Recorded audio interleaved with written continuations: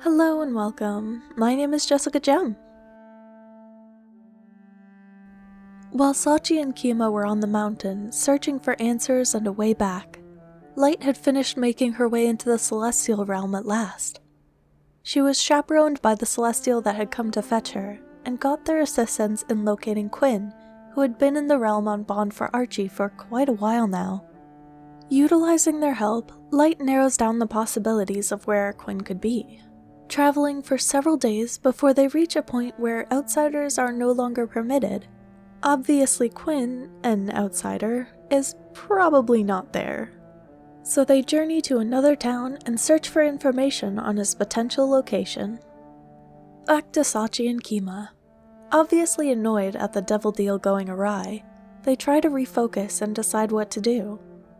Kima suggests the possibility of transferring enough essence to Sachi to enhance her abilities, level up in meta terms, granting her the ability to learn new spells that may be of help to them.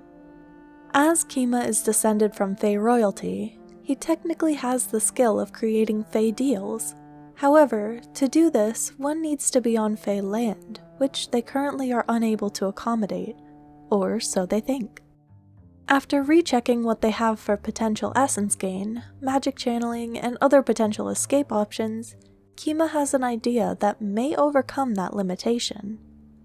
The spell known as Nathair's Mischief fills a small area with Fey and Draconic magic. Not exactly a conventional solution, but as they're facing an unconventional problem, it may just work.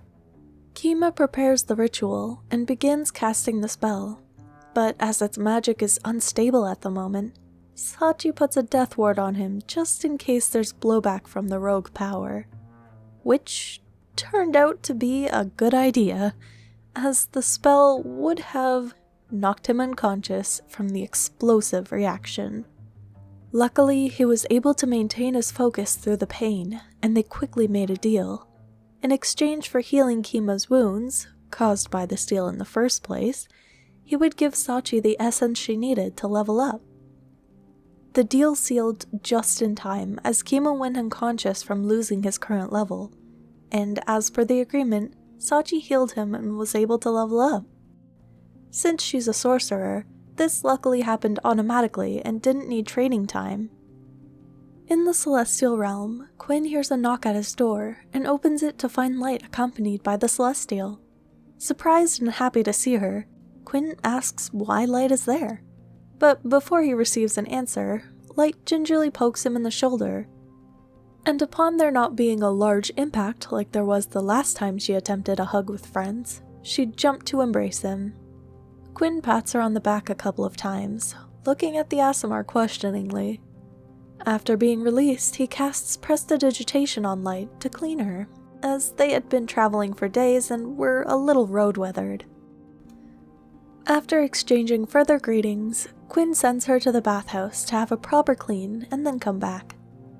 Now fresh, Light returns to Quinn's abode and updates him on the current situation as far as she knows it, sparring with Alyssa, retrieving her dragon Alduin, and traveling for 2 years before receiving word from Rael, just to return to the sanctuary and find the attack. With the journeys back and forth across the bridge, she believes it's been 4 or 5 years since that time. She explains what they now know about the bridge's time dilation, and also how it's been shattered, with which she clarifies what happened when she hugged Sachi and Kima before, and why she poked Quinn.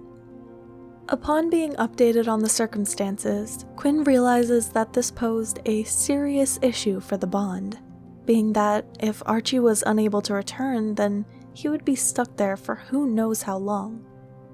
He takes Light to stand before the Heavenly Justice again, and explains the current bind they are now in.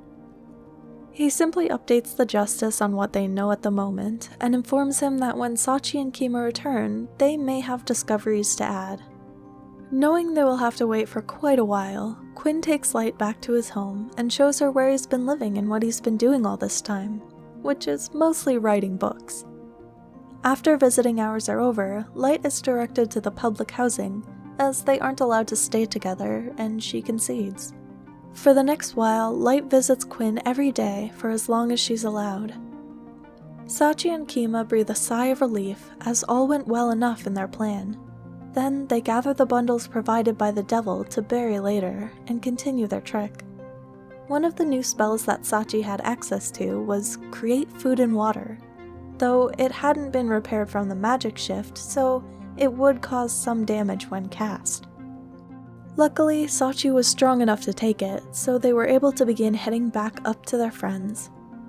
On their way, they try to send a message to Shine, who is with Archie, and Rail, but that sending bounces back.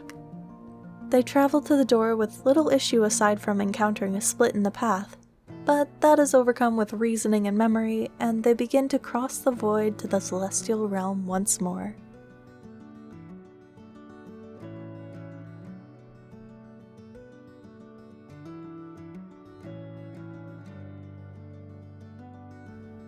Thank you so much for watching. I hope you always travel safe.